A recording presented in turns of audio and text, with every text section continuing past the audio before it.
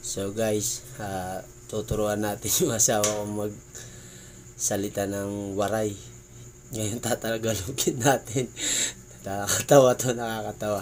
So, tatawagin ko muna yung asawa ko. Al, halika. Dali. Di pa ako nag-umpisa, natatawa na ako eh. Buka rito. Alam mo, tuturuan kita ng mga salitang waray. Di ba, pupunta tayo sa Samar. So, makakarinig ka ng mga salitang waray. Ngayon, para hindi ka mag-isip kung ano ibig sabihin nun, so tuturo ko sa iyo yung iba. Para kahit paano may nalalaman ka. Sige. Yung number 1 natin is inuurag ako hahimo. Inuurag ako hahimo. Inuurag ako haimo. Ano ibig sabihin nun? Minamahal kita. Uy, Kaya ikaw nga. mahal, inuurag ako haimo. Ano ka katawin? Dapat kinikilig ka. Mahal, inuurag ako haimo. Talaga? Tan? Yung number 2 natin is yung salitang word sa amin sa salitang waray. Lurong-lurong ka. Lurong-lurong ka. Oo. Ibig sabihin nun is mabait.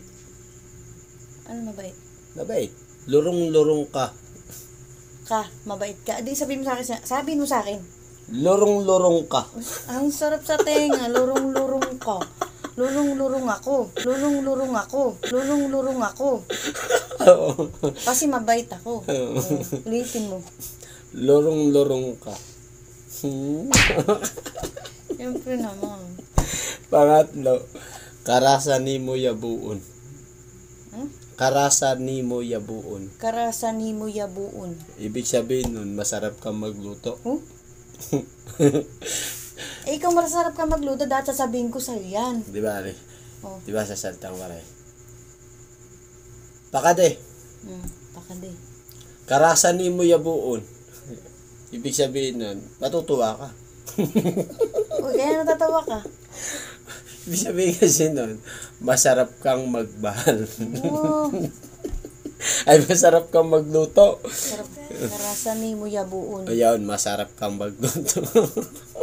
Sabihin mo sa akin. Karasa ni mo yabuon. Talaga? Is yung pangapat natin eh.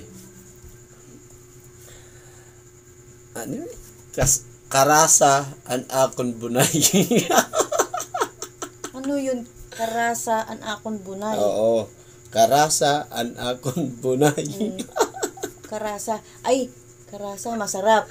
Oo, yun ang ibig sabihin nun. Karasa an akon bunay.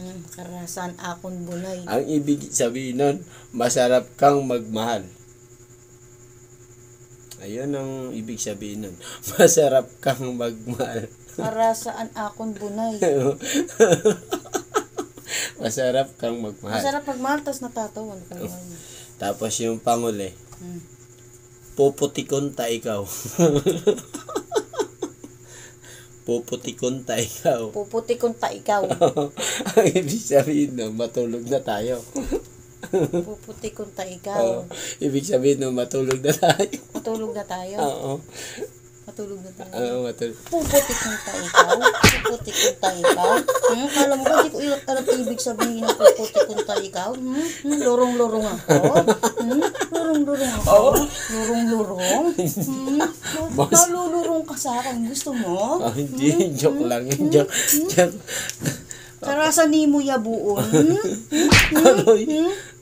Alam mo Aray ko. nakakaintindi ko ng waray.